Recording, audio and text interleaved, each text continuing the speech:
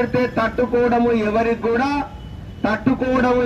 కూడా శక్తి ఉండదని కూడా ఈ సందర్భంగా నేను తెలియజేస్తున్నాను. కలము కదిలితే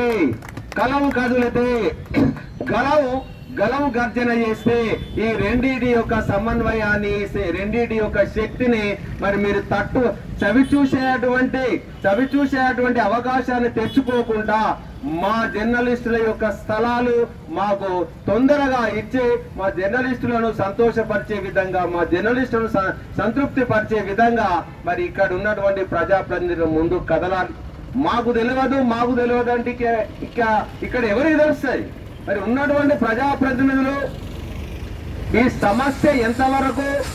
సమస్య ఎంతవరకు మరి సరి అయినటువంటిది అనేది బయట చర్చ కాకుండా ఇక్కడనే వేదిక ద్వారా చర్చించుకుంటే అది సరి అయినది కాదా, దానికి పరిణామం ఏంటిది, దానికి ఏ విధంగా మనం ముందుకు పోవాలనే దాన్ని మరి ఆలోచించుకోవడానికి అవకాశం ఉంటుంది. కాబట్టి మరి జర్నలిస్టులకు సంబంధించి కొన్ని లోపాలు ఉన్నప్పటికీ కూడా మీరు వాళ్ళ స్థలాలకు వాళ్ళకు అందించినట్టయితే, వాళ్ళ స్థలాలను వాళ్ళకి ఇచ్చినట్టయితే ఆ లోపాలను సవరించుకునేటువంటి ఒక ఆలోచన, ఒక శక్తి కూడా వాళ్ళకు ఉందని కూడా నేను ఈ సందర్భంగా తెలియజేస్తూ, మరొక్కసారి ప్రభుత్వంలో ఉన్నటువంటి ప్రతినిధులు, ప్రతిపక్షంలో ఉన్నటువంటి ప్రతినిధులు, ముఖ్యంగా నియోజకవర్గ స్థాయి ప్రతినిధులు ఆనాడు కంపు యార్డుగా మారకుండా మీరు ఏ విధంగా ముందుకు వచ్చి డంపు యార్డు సమస్యను మనం పరిష్కరించగలిగినామో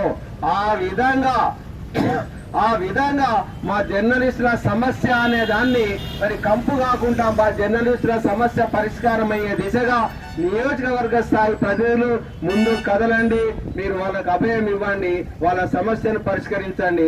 వారికి ఎప్పుడు కూడా మేము తోడు నీడగా మాకు చేతనంత వరకు ఉంటామని తెలియజేస్తూ, ఈ రోజు మరి బీసీ జేఏసీ మద్దతుకు వారు అవకాశం ఇచ్చినందుకు జర్నలిస్టులకు మా బీసీ జేఏసీ పక్షాన మరొకసారి హృదయపూర్వక ధన్యవాదాలు తెలియజేసుకుంటూ ముగిస్తున్నాను. జై హింద్.